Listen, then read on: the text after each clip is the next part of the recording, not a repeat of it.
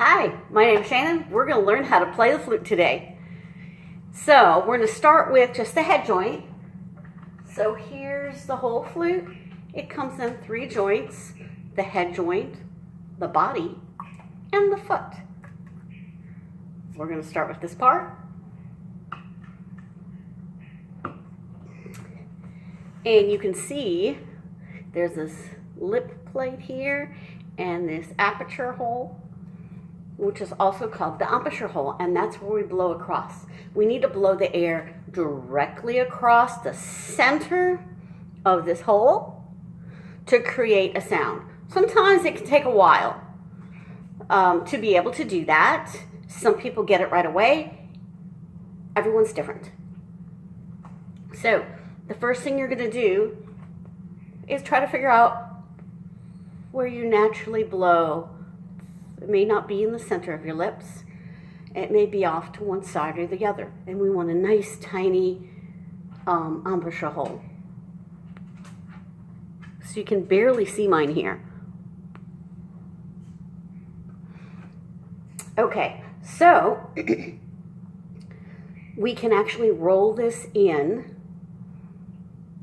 to feel that hole on our lips so we can find out where the center is. And then roll it out. Right about there. This side of my head joint is open. Yours will not be. So this side will also look like that side, the back side. Okay? So we roll out and then just blow air across.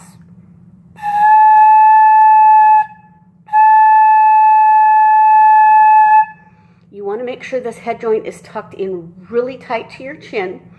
If it starts to fall away, the sound won't come out.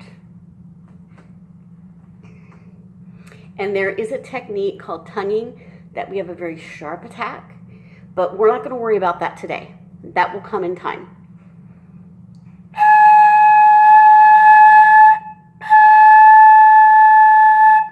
Okay? Okay, so you can practice on that a little bit. And since this is a video, then you can go ahead and pause, practice, and then restart the video. Okay? So then once you get a little bit of a sound, we're going to learn a couple cool techniques to play some songs just with the head joint. Okay? So we can use our index finger, really any finger that you want, and we're going to put it inside. My hands fit right at the knuckles. So finger out, first knuckle, second knuckle, and back out. Okay, so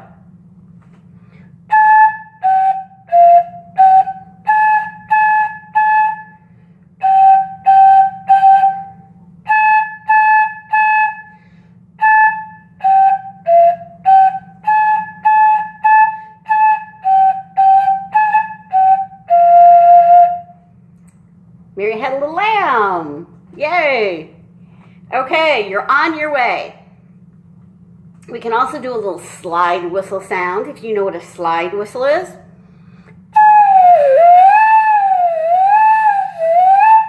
Kind of cool. We can also do the same song with the palm of our hand and kind of a slide sound with the palm of our hand. I like the knuckle version better. It's easier to tell exactly where on your finger that pitch is going to be. So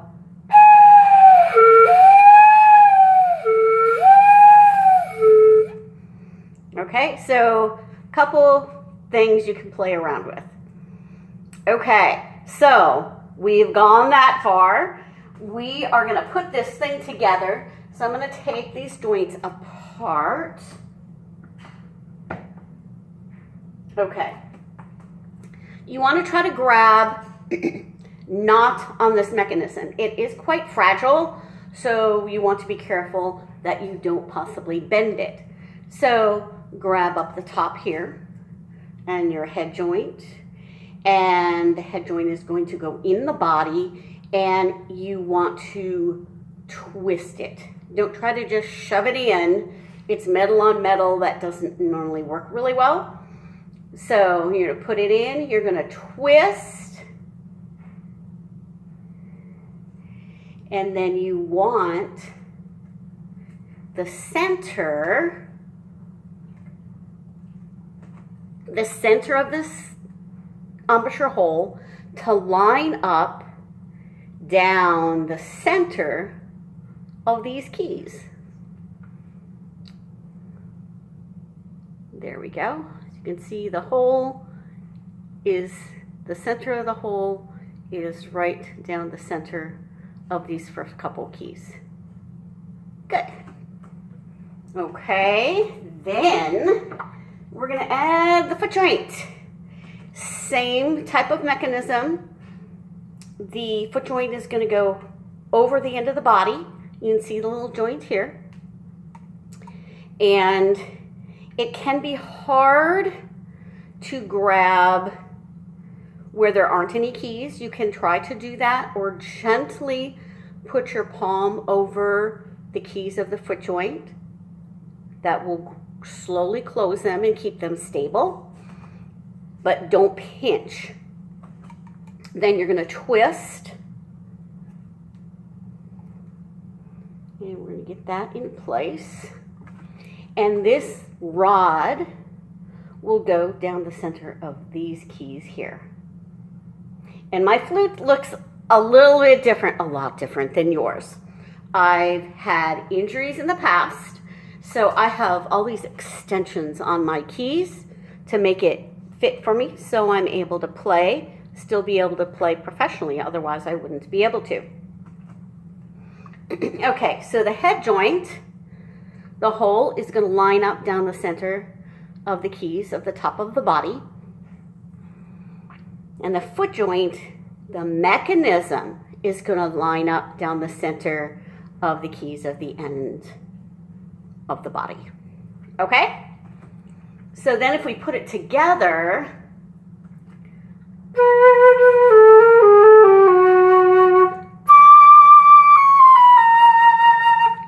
okay? So now that we have that, we're going to learn our first few notes. So we're going to learn G, A, B, and C. We're going to learn the fingerings first, and then we're going to look at it on a musical staff so you can learn how to read it as well. So if you look at the back here, there are two little keys. You want this bigger one. That's where your thumb is going to go. And your thumb will normally be down. There's only a couple notes on the flute that the thumb won't be down. And then this first finger. So there's a teeny tiny key over here. We don't mess with that. Your index finger is going to go on that first key. And if your key has these pointed arms, like mine, that will help you to know where to put your fingers, because fingers don't go on those keys. It would be very uncomfortable. Okay, so your thumb, first finger, then you're going to add your second finger. Don't mind my extension there. You're going to skip the one with the pointed arm. If not, you're just going to skip a key. And that's where your second finger will go. And then your third finger will go on the key next to that. And then you have this little oval type key. And that's where your right pinky will go. Okay? So we have all of those down.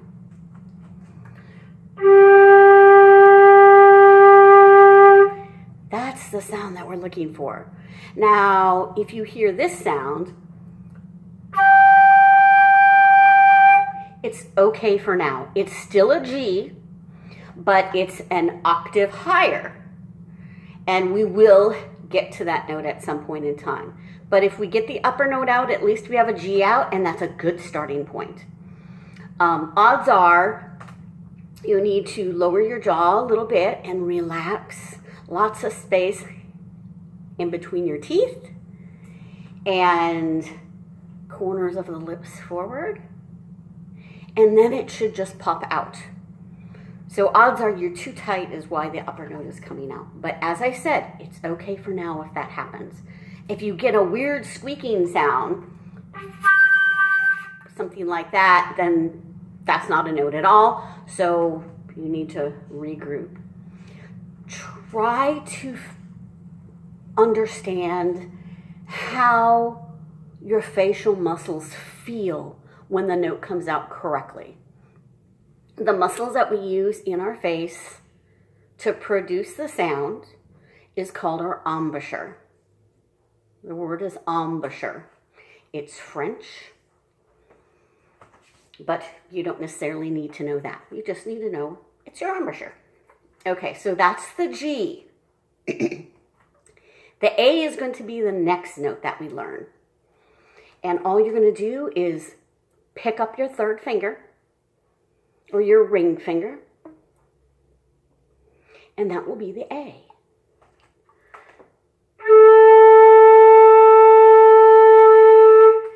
And again, if it comes out higher, that's the sound that will come out. And it's an octave higher, so it's G to the next G up, A to the next A up. It is 8 counts.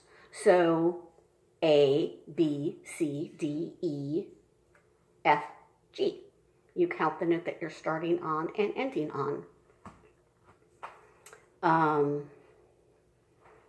And then the A. So A to A, G to G is 8 notes. Okay? And then we're going to go to the next note, which is B. B as in boy.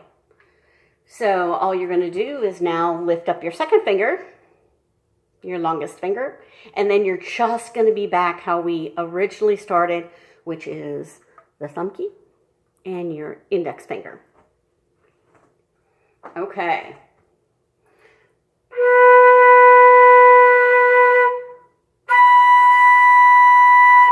That's the lower B and the upper B. Okay, and then we have one more note that we're going to learn today, which is C as in cat. So you're going to finger that B with these 2 fingers, and then you're going to lift off your thumb. And that's going to give you your C.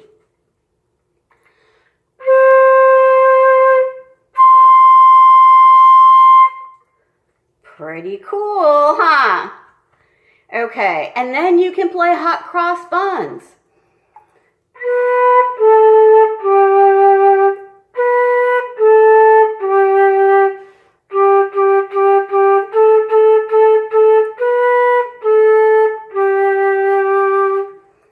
Okay, good job. Okay, so now with those notes, we're going to learn a little bit about rhythm and pitch.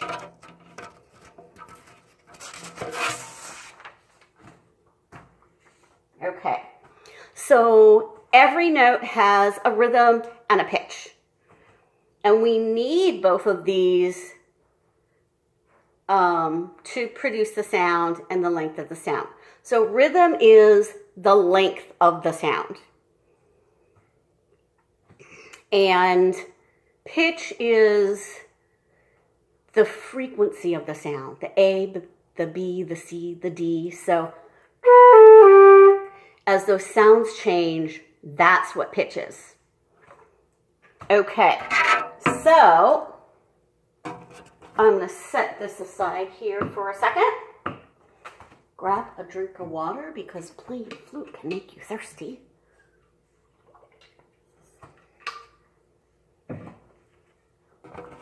And we're going to talk about these pitches. Okay, so rhythm is what we're going to, when you start reading the music, it's going to be whole notes as they're actually on the page. it's going to look something like this. Okay. And here is what's called a whole note. When we start, it's normally going to get 4 beats. A time signature determines how many beats it is going to get. And it'll be a while before we'll get to time signatures. But it looks like kind of a circle, and it's open in the middle. Okay? Now, every rhythm that we have has a note and a rest. The rest is silent. It's still just as important to play the same amount of beats. So these are equal. So if this gets 4 beats, this gets 4 beats. And we're going to assume for now that they get 4 beats. Okay? So you can't get to a rest and just stop counting because they need to be exactly the right amount of beats. Otherwise, the music isn't going to sound right, or if you're playing with others, you're not going to play together. It's going to sound really strange. Okay, so we have those, and that's the rhythm that we're going to work with as far as reading the music today. Here are the pitches. It's showing a different rhythm, which is a quarter note. And the note head is filled in, and it has a stem. This is your G. So reading music is like reading or learning a whole new language. So it's really exciting. So here, the second line is a G. And we have this funny looking symbol at the front, which is a treble clef. And flute music will always have a treble clef. And that tells us that this is a G. In this clef here, it would be something completely different. And you'll just see this one staff. So this little scroll, it loops around here, and it loops around this G line. That's what tells us, it's also a G clef, and tells us that that's G. Okay?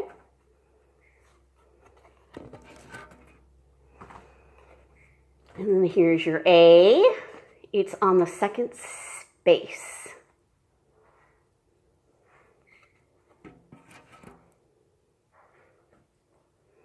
Your B, it's on the third line. And your C is on the third space. And next time we'll learn more about how to figure out the notes if you're not quite sure where they are. But as we go up on the staff, we go up in the alphabet. As we go down on the staff, we go backwards in the alphabet. And lucky, our musical alphabet is just A to G. So A, B, C, D, E, F, G. But you need to learn it forwards, backwards, and all jumbled up. Okay, so again, the G is on the second line. The A is on the second space. These are from the bottom. B, third line. C, third space. Okay, and we are set to go. Okay, so if we're going to play them on the staff, we can look right here. And these are all G's. So we have a G whole note, rest, G whole note, rest, G, rest, G, rest. And the rests are whole rest. So you'll play your G for 4 beats, rest 4 beats, and keep going. So this is what this is going to sound like. And we can put a metronome on. This is a metronome. You can also get one on your phone. There's lots of apps out there these days. And it keeps the beat for us. We think we can count evenly, but at first, and for quite a while, we can't count as evenly as we think we can. So here, I'm going to go a little fast so we don't waste too much time. Okay. So here's that first exercise.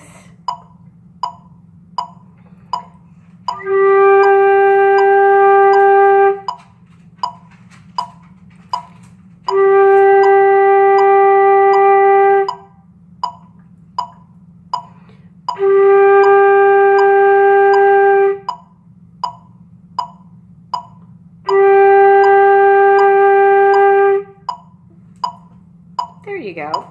And there won't always be rests there. And as we go further, you can see that in the music as we go further. So you can also look at my profile, which should pop up here with the video that you're watching. It should give that information. There's an ask a question feature in there, so you can ask me questions that you want. And then you're welcome to sign up for private lessons, as many or as few as you want, and to really, really get a lot of detail and learn how to play the flute super, super well. So,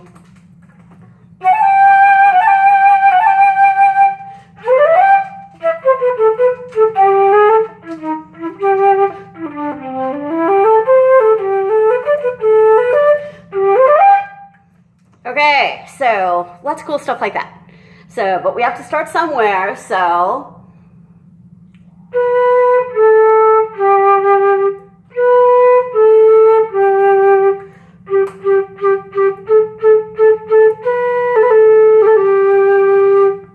There we go. Okay, so we need to finish up with learning how to clean your instrument. There's a lot of different types of swabs out there to swab out all the moisture. So it's condensation. So it's not like you're doing a lot of spitting into your instrument or anything. But there's basically 3 different types of swabs. I have 2 with me at the moment. This one just screws together. And I have a little swab at the end. And what's really cool about that, I can just stick this all the way in and whoosh it around. And voila, I'm done. Most people don't have those. You have a rod that actually has a little eyelet in it. Sorry, I don't have one with me today. And then you take a piece of cloth and you put it through the eyelet, up, over, and around so you don't scratch the inside of the instrument. And then you do each joint separately to make sure you get everything out. I also have this swab, which has a solid end here attached to a string with some fabric. And we can take all of this apart and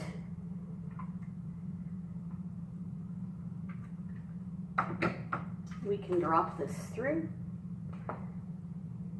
If you have a drop through, you have to make sure it's specifically for the flute or it will not work. Because we have to be able to get into the head joint.